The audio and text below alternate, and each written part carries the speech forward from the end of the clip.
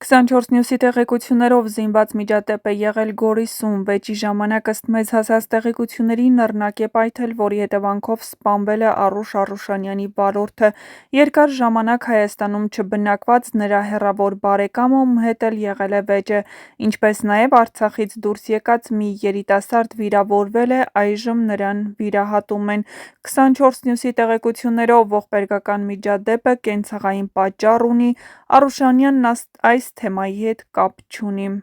Ըստ ներքին գործերի նախարարության պաշտոնական հայտարարության, նախնական տվյալներով դեպքը տեղի է ունեցել նռնակի պայթյունի հետևանքով, որի պատճառով կան 2 զոհ և 1 ծանր վիրավոր։ Քննչական և իրավապահ ծառայողներն այս պահին ձեռնարկում են միջոցառումներ վեճի մասնակիցների, պայթյունի պատճառների և այլ հանգամանքների մանրամասն պարզման ուղղությամբ։ Արուշ Արուշանյանը, որի վարորդը զոհվել է, իր ձեռքով կապ չունի այդ կոնֆլիկտի հետ և միջադեպը անձնական չէ նրա նկատմամբ։ Հիշեցնենք, որ Արուշ Արուշանյանը ծնվել է 1991 թվականի մարտի 12-ին Սյունիքի մարզի Գորիս քաղաքում։ 1997-ից 2007 թվականներին սովորել է Գորիսի Սերո Խանզադյանի անվան թիվ 6 միջնակարգ դպրոցում։ 2007 թվականին ընդունվել է Երևանի տնտեսագիտական համալսարանի ազգային տնտեսագիտության ֆակուլտետը և սովորել մինչև 2009 թվական։ Ելնելով նպատակահարմարությունից 2009 թվականին տեղափոխվել է Գորիսի պետական համալսարան տնտեսագիտության ֆակուլտետ և ավարտել է 2011 թվականին որպես տնտեսագիտության բակալավր։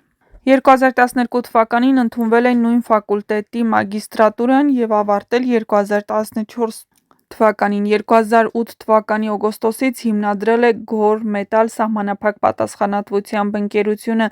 Հայաստանի Հանրապետության վարչապետի 2017 թվականի սեպտեմբերի 14-ի N1019 անորոշմամբ նշանակվել է Գորիս համայնքի ղեկավարի պաշտոնակատար։ 2017 թվականի նոյեմբերի 5-ին ընտրվել է համայնքի ղեկավար։ 2021 թվականի հոկտեմբերի 17-ին համայնքի ավագանու համամասնական ընտրակարգով հերթական ընտրության արդյունքում կրկին ընտրվել է համայնքի համամասնական ընտրակարգով համայնքի ղեկավար։ Համայնքի ավագանին ձևավորվել է 2021 թվականի հոկտեմբերի 17-ին կայացած համամասնական ընտրակարգով հերթական ընտրության արդյունքում։ Արուշ Արուշանյանին այն հարցին, թե քաղաքապետի աշխատանքն է եկամտաբեր, թե բիզնեսով զբաղվելը արմլուր է, ԵՄ-ին տված հարցազրույցում նա նշել է.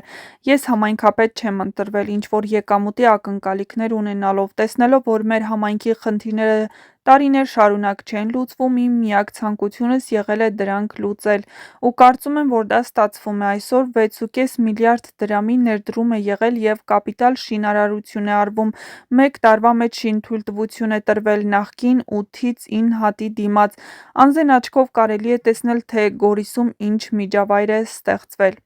Պարոն Արուշանյան, տեղեկություններ են շրջանառվում նաև այն մասին, որ Գորիսի քաղաքապետարանը հողեր է հանել աճուրդի և դրանք գնվել են ձեր հարազատների կողմից։ Պաշտոնապես հայտարարում եմ, ես իմ ընտրվելու ժամանակ իմ քարոզարշավին նույնը կրկնել եմ, քանի տարի լինեմ համայնքի ղեկավար, ոչ իմ ընտանիքի անդամները և ոչ էլ իմ բարեկամները երբևէ հող չեն ձեռք բերելու։ Սա սկզբունք է և կանխավ համաձայնեցված, և նման դեպք չի եղել, այլ հակառակը։ Գորիսում մեր բոլոր հողերի վաճառքն օրինական է, նախկինի պես ինչ-որ անհատներ չեն լինի, որոնք ունենալով շատ գումար, տասնյակի հասնող հողեր գնեն։ Որևիցե մեկն արտոնյալ չէ։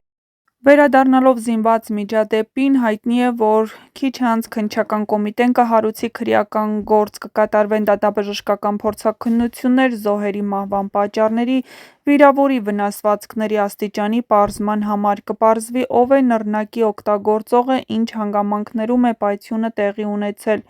Եթե կա ողջ մնացած մասնակից կամ մեղավոր անձ, նա կարող է կալանավորվել, կձևակերպվեն մեղադրանքներ հնարավոր է ծանր հոդվածներով,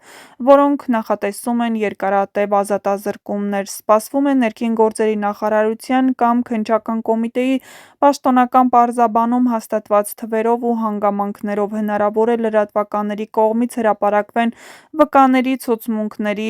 որոշ մանրամասներ, իհարկե առանց գաղտնիքի խախտման, քանի որ առկա է հանրային հետաքրքրություն, թեման կշարունակի լուսաբանվել, կարող են հնչել կոչեր զինված միջադեպերի կանխարգելման և ապօրինի զինամթերքի վերահսկման խստացման մասին, իսկ մանրամասները մի փոքր ավելի ուշ: